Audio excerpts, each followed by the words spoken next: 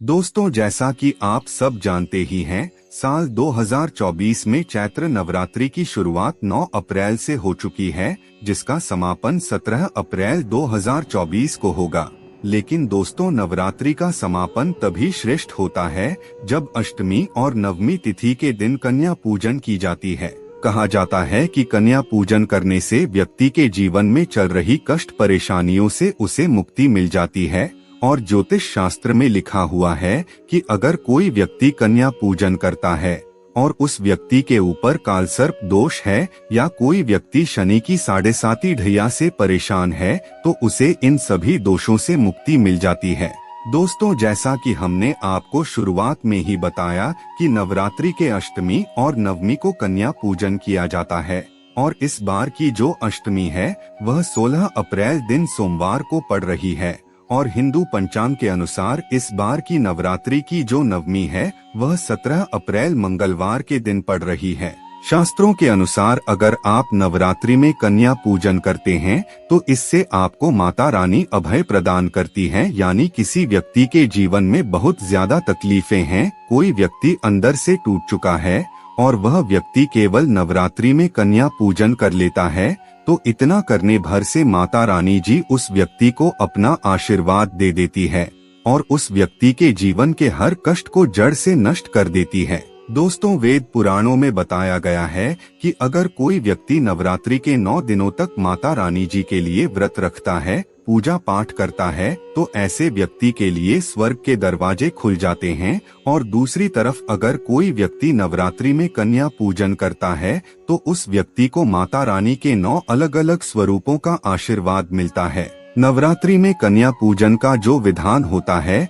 वह छोटी छोटी कन्याओं को समर्पित होता है। यानी छोटी कन्याओं की पूजा की जाती है, उन्हें भोग लगाया जाता है और उन्हें कुछ चीजें उपहार में दी जाती है। शास्त्रों के अनुसार कन्या पूजन में अगर कन्याएं आपसे प्रसन्न होकर के आपका उपहार ले लेती हैं, तो इससे आपको माता रानी जी का आशीर्वाद जरूर मिलता है और माता रानी जी की कृपा आपके ऊपर बनी रहती है। दोस्तों, कन्या पूजन कोई मामूली पूजन नहीं होती, बल्कि यह सबसे पवित्र और मंगलकारी मानी गई है। और अगर आप कन्या पूजन करने जा रहे हैं तो आपको कुछ चीजों का विशेष करके ध्यान रखना पड़ेगा, क्योंकि कन्या पूजन के दौरान माता रानी जी स्वयं आपके घर पर वास करने आती है। और अगर आप सही नियमों का पालन नहीं करते हैं तो माता रानी आपके घर से रुष्ट होकर चली जाएगी। इसीलिए आज हम आप लोगों को इस वीडियो के माध्यम से कुछ नियमों के बारे में बताने जा रहे हैं, जिनका पालन करना बेहद जरूरी है। और अगर आप भी इन नियमों के बारे में जानना चाहते हैं तो आप हमारे इस वीडियो में अंत तक जरूर बने रहिए और ध्यान से सुनते रहिए। दोस्तों, वीडियो में आगे बढ़ने से पहले आप सभी दर्शकों से एक छोटा सा निवेदन करना चाहेंगे। अगर आप माता रानी के सच्चे भक्त हैं तो सबसे पहले कमेंट बॉक्स में जय माता दी जरूर लिख दीजिए। और अगर अभी तक आपने चैनल को सब्सक्राइब नहीं किया है तो सब्सक्राइब अवश्य कर लीजिए, ताकि आपको रोजाना ऐसे ही ज्ञानवर्धक और महत्वपूर्ण जानकारियाँ मिलती रहे। दोस्तों, कन्या पूजन के लिए आपको 9 कन्याओं और 1 लंगुरिया यानी कि 1 बालक को बुलाना है और उन्हें आसन पर बिठाना है। सबसे पहले आपको उनके चरण धोने हैं। आप पैर धोने के लिए शुद्ध पानी या फिर गंगाजल मिलाकर पैर धो सकते हैं। आपको चरण धोकर कन्याओं को पूरे सम्मान के साथ बिठाना है। अब आपको कन्याओं के माथे पर रोली से तिलक लगाना है। इसके बाद आप अपने घर में मौजूद 9 कन्याओं को और बालक को भोजन कराना है। लेकिन भोजन देते समय आपको इस बात का ध्यान रखना है कि जब भी आप 9 कन्याओं को रोटी दे रहे हैं तो थाली में आपको 3 रोटी नहीं देना है, क्योंकि 3 रोटी एक साथ देना बहुत ही अशुभ माना जाता है और शास्त्रों के अनुसार 3 रोटी मरने वाले व्यक्ति को खिलाई जाती है। इसीलिए जब भी आप कन्याओं को रोटी देने जा रहे हैं तो 1-2 की संख्या में ही रोटी दे सकते हैं, लेकिन कभी भी थाली में 3 पुड़िया या 3 की संख्या में कोई भी चीज भूल से भी ना रखें। इसके अलावा खाने में आप कन्याओं को आलू चना और पनीर की सब्जी खिला सकते हैं। वैसे तो माता रानी के जो प्रिय भोजन है वह हलवा पूरी खीर छोला आदि हैं, लेकिन आपको इस बात का ध्यान रखना है कि जब भी आप कन्याओं को खाना खिलाने जा रहे हैं, उसमें लहसुन प्याज का इस्तेमाल नहीं होना चाहिए, अन्यथा अनर्थ हो जाएगा। दोस्तों, बहुत से लोग ऐसे हैं जो कन्याओं की पूजा करते हैं, उन्हें खाना खिलाते हैं और डिब्बे वाली चीजों का इस्तेमाल करते हैं, लेकिन डिब्बे में भरी दही, चिप्स वगैरह यह सब कन्याओं को नहीं खिलाना है, क्योंकि इन सब चीजों में केमिकल का इस्तेमाल किया जाता है। और अगर आप कन्याओं को लहसुन प्याज और केमिकल से युक्त चीजें खिला रहे हैं तो इससे माता रानी रुष्ट हो जाएगी। इसीलिए आप कन्याओं को डब्बा बंद कोई भी चीज भूल से भी ना खिलाएं।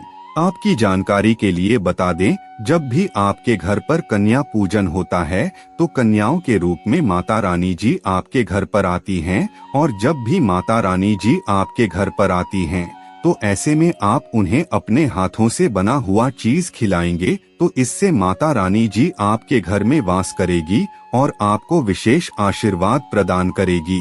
इसके अलावा बहुत से लोग यह भी गलती करते हैं कि जब भी वह कन्याओं को भोजन कराते हैं तो प्लास्टिक की थाली में भोजन कराते हैं, और प्लास्टिक की जो थालियां होती हैं उनमें कई प्रकार के जानवरों की हड्डी का इस्तेमाल करते हुए प्लास्टिक की थालियां बनाई जाती हैं।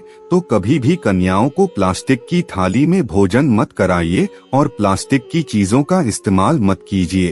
अगर आप चाहें तो कन्या पूजन करते समय पेड़ के जो पत्ते होते हैं उसके पत्तल का इस्तेमाल कर सकते हैं। इसे हमारे वेद पुराणों में सबसे शुभ बताया गया है। दोस्तों, इन सब के अलावा जब भी आप कन्या पूजन करने जा रहे हैं तो उनके भोजन में एक लौंग जरूर डाल दीजिए, क्योंकि हमारे धर्म शास्त्रों में बताया गया है कि माता रानी जी को लौंग सबसे ज्यादा प्रिय है। और अगर आप कन्याओं को भोजन करा रहे हैं और भोजन में आप एक लौंग डाल देते हैं तो इससे माता रानी के 9 अलग अलग स्वरूपों का आपके आशीर्वाद मिल जाएगा। दोस्तों, जब सभी कन्याएं भोजन कर लें तब आपको सभी कन्याओं को लाल रंग की चुनरी ओढ़ानी है, क्योंकि लाल रंग माता रानी को सबसे ज्यादा प्रिय होती है। साथ ही लाल रंग मंगल ग्रह से जुड़ा होता है, और अगर आप कन्याओं को लाल रंग की चुनरी दान करते हैं तो इससे आपका मंगल ग्रह मजबूत होता है और आपके कार्य क्षेत्र में आपको सफलता मिलती है। इसके अलावा कन्याओं को एक फल उपहार में जरूर देना चाहिए। आप कन्याओं को श्रीफल या फिर नारियल या केला दे सकते हैं। यह दोनों फल नारायण और लक्ष्मी दोनों को अत्यंत प्रिय हैं। ऐसा करने से आपके घर में सुख समृद्धि बनी रहेगी और आपको जीवन में सफलता मिलेगी। साथ ही आपको सभी कन्याओं को श्रृंगार का सामान और दक्षिणा जरूर देनी चाहिए, इससे शुभ फलों की प्राप्ति होती है। दोस्तों, सच्चे दिल से मांगी गई मुराद माता रानी अवश्य ही पूरी करती है। सच्चे दिल का मतलब होता है मन में कोई भी लालच ना हो, और अगर वह लालच माता को पाने के लिए बन जाए तो उसे बोलते हैं सच्ची श्रद्धा और सच्ची भक्ति। ऐसी भक्ति के आगे स्वयं 33 कोटि देवी देवता आपको नमस्कार करते हैं। इसीलिए जब भी आप कन्याओं का पूजन करें तो इन बातों का विशेष करके ध्यान रखें। मित्रों, आज की वीडियो में बस इतना ही। फिर मिलते हैं किसी नई जानकारी के साथ। तब तक के लिए धन्यवाद।